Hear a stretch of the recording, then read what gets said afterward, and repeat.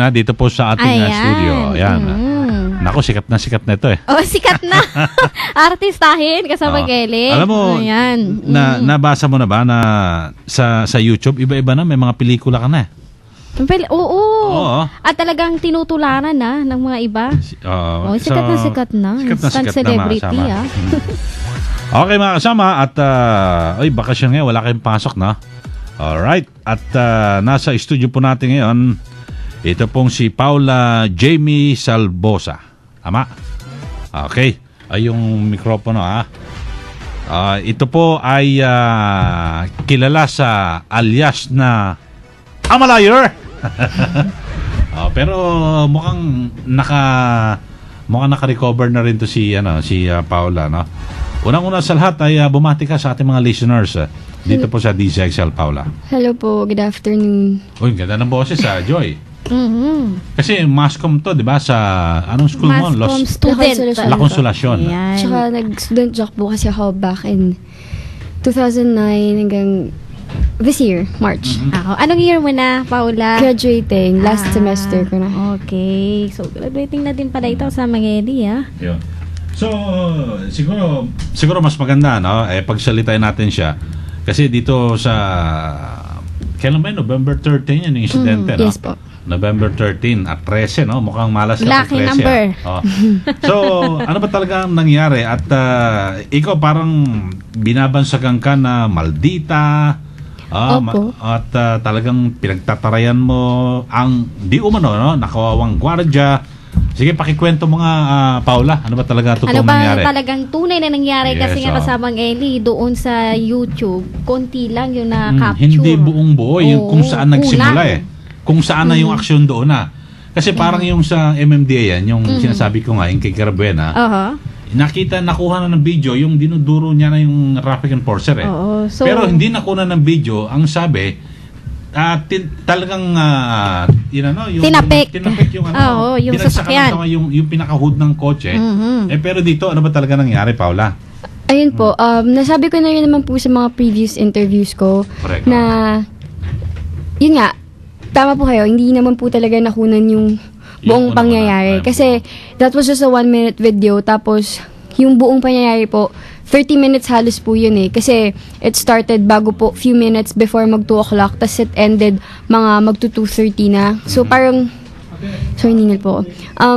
It was really unfair from my part. I mean, ang sa akin po, kaya po ako lumalabas sa mga interviews, hindi po para magpaawa or kung maghanap ng kakampi sa akin. Ang sa akin po, gusto ko lang pong ilabas yung totoo na nung November 13 po, I was on my way to school before 2 o'clock po. Tapos yung Santolan Station po kasi, LRT Santolan, may 2 guards yun. Sinasabi po nila na hindi daw ako pumasok sa tamang pasukan, which is impossible po kasi yung entrance and yung exit, ang nagde-divide doon pader, parang pillar siya. So, imposible pong pumasok ako sa mali na pasukan. Ngayon, dun po sa may parang arc, may guard, dun sa mismong sa x-ray machine, dun sa conveyor belt, meron pong isa pang guard, which is yun na nga pong guard na nakabangga ako. Ngayon, dumiretso po ako dun sa may parang arc, kasi yung guard sa pong isa, sumisenyas na, saying na parang, gumagano na, sumisenyas na siya. So, ginawa ko po, akala ko okay na, kasi ina-unzip ko na po yung bag ko, papacheck ko na sa kanya. Saka po sumigaw, nung pumasok ako, saka po sumigaw si Miss Sharon May Casinas. Sabi niya, Miss, yung bag mo pakalagay sa x-ray machine. So, parang ako, ba't kayo naninigaw? Sabi ko, you don't have to shout at me. Sabi ko, ito na yung bag ko. Nilagay ko yung bag ko. Opposite na naman, nung sinabi niya na hindi ko daw po nilagay yung bag ko, ayaw ko daw po sumunod. So, nilagay ko na yung bag ko, tapos pupunta na ako sa kabilang end para kunin yung bag ko. Ngayon, hinabol niya ako, sabi niya, Miss, anong problema mo?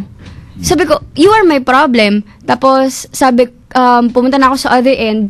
Tapos sabi niya, tara, sabi niya, dun tayo sa office namin, ganyan. Hinablot na niya ako, dun niya ako hinablot, dun ako nag-snap. Kasi, parang, in the first place, sinigaw mo na nga ako, tinaasa mo ako ng boses, tapos ngayon, hablutin mo pa ako.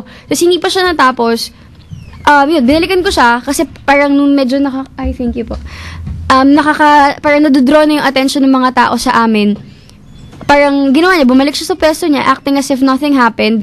So, ginawa ko, sinundan ko siya. Sabi ko, do you want to go to your office? O tara, let's go to your office. Tapos, hinawakan ko siya. Sabi ko, diba this is what you did to me? Diba this is what you did to me? Tapos sabi niya sa akin, ma'am, ba't niyo po ako ginagayan? Binabaliktad na niya ako. Nung pumunta na kami dun sa may bat ng gitna, kung saan nakunan na nga po yung video, dumating na si head of security nila. Sabi niya, ayun nga, parang trying to pacify the situation. Tapos sabi niya, magsusorry ka o tatanggalin ka. Kasi sinabi nga nung guard, sinabi na niya na, ma'am, hindi po kita sinigawan, hindi po kita hinablot, ganyan. Parang sa akin, ngayon, mukha na po kasi siyang nagpapaawa. Parang, yun nga, parang sinabi, ikaw na ang sinungaling. Opo, kaya doon na lumabas yung liar, ganyan. So, ibig sabihin, nung una, pahiya ka. Binaliktad niya po kasi ako in front of the whole people doon sa LRT. And hanggang ngayon po, binabaliktad niya pa rin ako sa harap ng maraming tao na sinasabi niya ako daw yung ganito, ako yung ganyan. Sa bagay, yung mismong eksena talagang halos lahat nakakaalam eh. Ultimo si Vice Ganda. Ginagaya. Sikat na eh. Hindi po. Ako napapanood ko lang sa YouTube. Talagang sikat na. At least meron ang alam ko parang meron talagang tumistigo, no, na yes po. May nakita siya kaya hindi ka muntik ata siya papatalsikin siya sa konsolasyon dapat. Hindi po talaga. Hindi po siya part of the plan ng school. Parang they were very supportive of me and I just want to clear na hindi po nila naging decision yun. And ayoko lang talagang i-drag yung name ng school. I don't want to drag the name of my school into this kasi syempre, naapektuhan din yung mga students na parang parang huwag naman sanang i-generalize kasi hindi man po kami pare-pareho. Ganun lang po talaga ako magalit, but that doesn't mean na yung mga students ng La Consolacion, pag nagalit, ganun din po. Ay nga, may sinasabi nga si Orly Trinidad ng DCWB, mukhang mahirap ka rin maging girlfriend dahil pag nagalit ka rin. Nag-flare up agad. Meron po. Meron na. So, ayun. Hindi na siya available. Hindi na. Orly, pare. Hindi. Kaibigan ko to si Orly. Walang mali sa yung mga tanong niya. Pero dito sa pangyayari ito, sa eskwelahan nyo, nagkaroon ba ng pagbabago? Sa trato sa iyo ng inyong mga kaklase, mga kasama sa school? Meron po. Weird and awkward lang kasi parang people would stare at you. Titingnan po talaga. Like, the other day, kasi kakabalik ko lang po ng school. Parang, hindi po ako na-suspend or anything, just to be clear. Ano lang po talaga, parang, nagpahinga lang po ako, tsaka madami po ako inasikaso. Especially dun po sa paglilinis ng pangalan ko. So, kakabalik ko lang po yung Tuesday. Tapos, tumitingin sila, like, sasabihin nila, siya ba yun, ganyan. Tapos, nung Wednesday naman, parang mag-lunch ako, mag-isa, tapos sakto, isa lang yung table na available, tapos sa gitna, parang everyone was looking at me po. Sabi ko, ang hirap kumain. Oo. Kasi lahat sila nakatingin. Pero ano na ang nangyari sa inyo nitong gwardiya sa LRT? Nagkaroon kayo ng pag-uusap? Ano na ang kinahinatnan nito? Ano po kasi, before, nung hindi pa po ako lumalabas, yung vlogger po, tsaka yung guard, yun, pa-interview sila dito, here and there, ganyan. Tapos, nung ako naman na po yung lumabas, nagtatago na po yung vlogger, tapos yung guard, ayaw niya magpa-interview na kasama. Ayaw ko, parang hindi yata daw siya pinapayagan, ganyan. Sabi ko naman, para matapos na, if nagsasabi po talaga sila ng totoo, di labas na lang po tayong tatlo sa isang interview, even if magpa-lie detector pa kami, at labas natin yung CCTV. Ganun. Kaya nga po sinasabi nila, bakit parang ang confident mo? Sabi ko, kasi hawak ko po yung totoo. Hindi naman ako magiging ganito ka-confident kung nagsisinungaling ako. Ayun. So, ang course mo ay Masscom, no? Yes po. Sa La Consolacion. Pareho. So, graduating ka? Opo. Last sem po. Ano yung ang major, broadcasting or ano? Broadcasting po. Oh, yun. Sampulan mo nga. Bigyan mo news item kasama Joy. Ito, news item. Sige nga. Medyo bulol po ako sa Tagalog. Tagalog. English. Hindi, okay lang po. Okay lang. Sige. Ano po, kaya po, yun pala, clear ko lang din. Kasi daw sinasabi nila, bakit kailangan ko mag-English? Yung po kasi pag minsan nabubulol po. Masyado ka Englishera. Parang may kasamang panlalait, konyo, mga ganon. Yun po yung dating sa mga tao. Pero hindi naman po yun yung intention ko. Parang may times lang po talaga na pag ganon, na nagagalit or nagsasnap na po. Parang lahat naman po may boiling point eh. It just so happen na pag nagagalit na po, nakakapag ganon akong salita. Okay, samantala mga kasama, pakinggan natin ang report ni Paula Jamie Salbosa. Sige, pasok! Hola. Sa susunod na linggo pa, inaasahang magla-landfall ang bagyong Pablo na may international name na BOFA sa silangan ng Mindanao. Ngayon pa lang ay may lakas na itong 95 kilometers per hour habang nasa labas pa ng karagatang sakop ng ating bansa at patuloy pa ang pag-iipon ng pwersa. Sa ngayon ay isa pa itong tropical storm pero tinatayang magiging typhoon ito na aabot ang lakas hanggang 120 kilometers per hour sa susunod na 48 hanggang 72 oras. Kasabay nito ay nagbabala ang pag-asa sa mga lugar na tatamaan ng bagyo sa silangan ng Mindanao para maiwasan ang mas matindi pang pinsala. Ayan.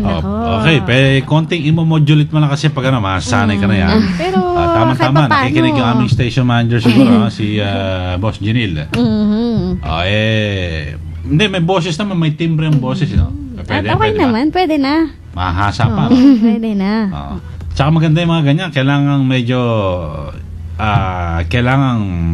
medyo astig, no? Lalo na kung sa field ka.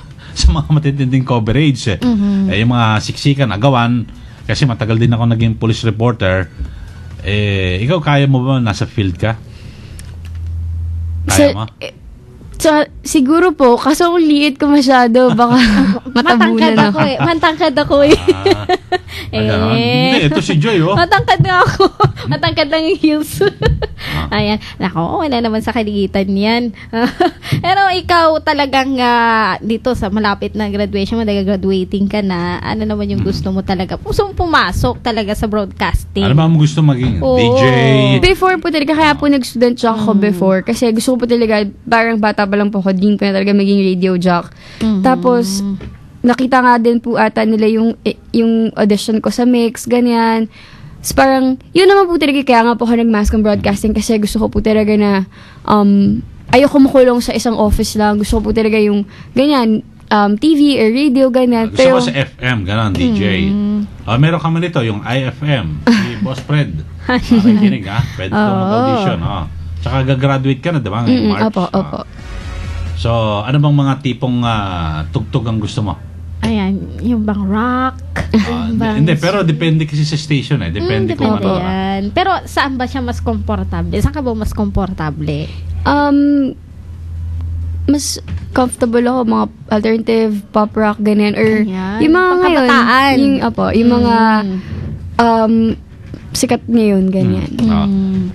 Okay, naku mamaya, gusto mo yung maglitrato, biro mo sikat na sikat ka, no? Pero, ikaw nabansagan na I'm a liar at kung ano sa YouTube, ano ba, pinagsisihan mo ba yung nangyari sa'yo nung insidente rin November 13 sa MRT ba? LRT? LRT, okay. Hindi naman po as in pagsisisi, parang may time lang na parang ba't kaya sa akin siya nangyari? Kasi it could have happened to anyone else. Kaya lang sa akin nga po nangyari. Parang ang sa akin po kasi hindi ko pwedeng pagsisihan kasi ganun po talaga ako. Parang hindi naman po porket mukhang maldita or mataray, masama na agad. Pwede naman po siguro nagpapakatotoo lang. Kumisan kasi yung may mga tao na dumarating sa punto na kapag nabanas na, talagang yun na puno na eh. Opo. Kumbaga lahat nag-player up talaga. May mga ganun. Okay, para po sa kaalaman natin mga listeners, sige nga, yung insidente, maikli lang ha, okay, para sariwain natin yung nangyari noong November 13. That's how, no! So now, you're making me look like a liar? So I'm a liar. So you're telling me I'm a liar. I'm a liar? I'm a liar! Answer me, I'm a liar!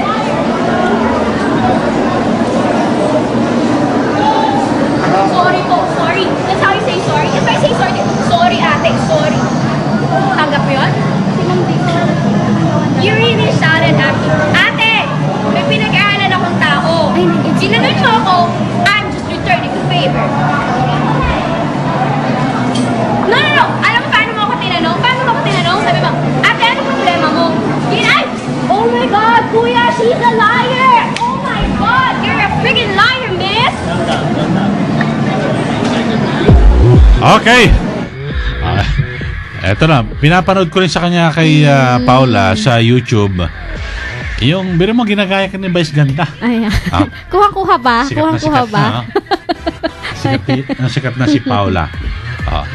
So siguro baka alam mo sa mga pangyayari sa ating buhay, kung minsan kahit nasabi natin parang napakasama, kung minsan meron din buting na idudulot yan. Kasi ganyan talaga hindi mo pwedeng di ba? Minsan, karanasan paminsan-minsan kahit pa paano buti dahil sa bagamat binansagan kang liar, pero at least, di ba, nakilala ka siguro, hindi naman yun pala gano'n. So, tingnan na lang natin yung lighter side na sinasabi. Yung, at least yung kagandahan. Wag husgahan kagad ang isang tao. Yun. Diba? Yun yung main lesson. Kaya in-invite din natin si Paula rito para siguro siya mismo at malaman ng ating mga listeners, sino ba yung Paula na yan? Maldita yan, base po sa napanood at napakinggan sa YouTube, yung pala, no? At talagang napuno na ang salop.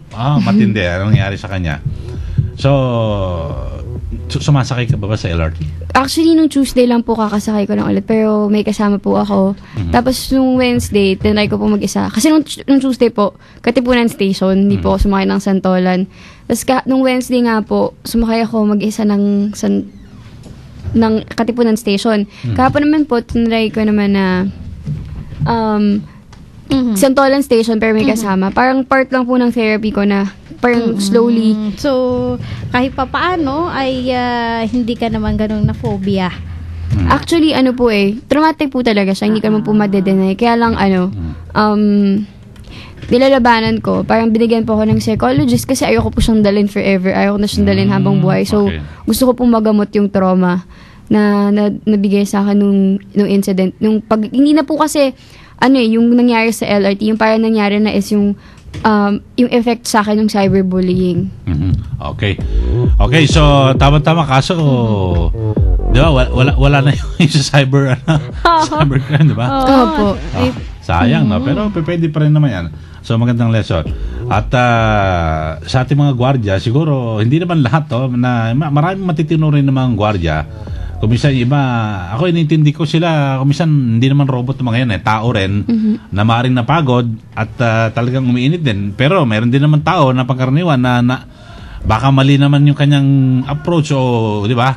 So, ganyan talaga. Dapat magpasensyahan. Pero ang sabi ng LRT kasama ng Eli, ay talagang mahigpit nilang tututukan na lahat dapat, yung spokesman ng LRT, na dapat lahat daw ng mga gwardya ay huwag magpakita ng kakaibang facial expression at magiging malumanay sa lahat ng oras. Dahil yun daw ang trabaho nila. So, dahil kay Paula, nagising din yung management ng LRT. Oo, parang tinatawag din natin na lesson na rin sa kanila din yun. Okay, so ano may papayo mo sa mga sumasakay ng LRT, Paula?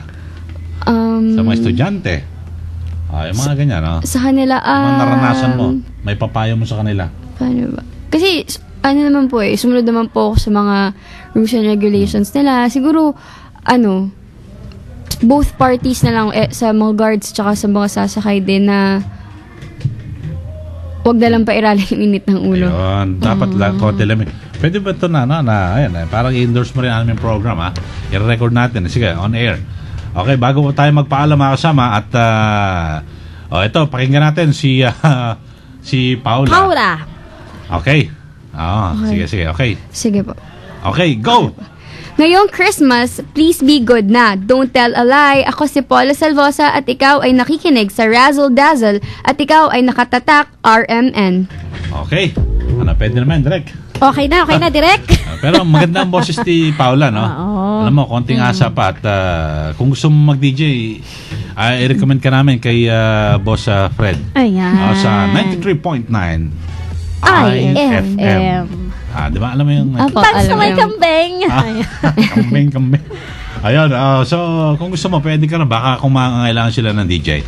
Okay, maraming salamat sa iyo, Paula. At alam ko, bakasyon mo rin ngayon. Opo. Sa radyo, masanay ka. Walang bakasyon sa radyo.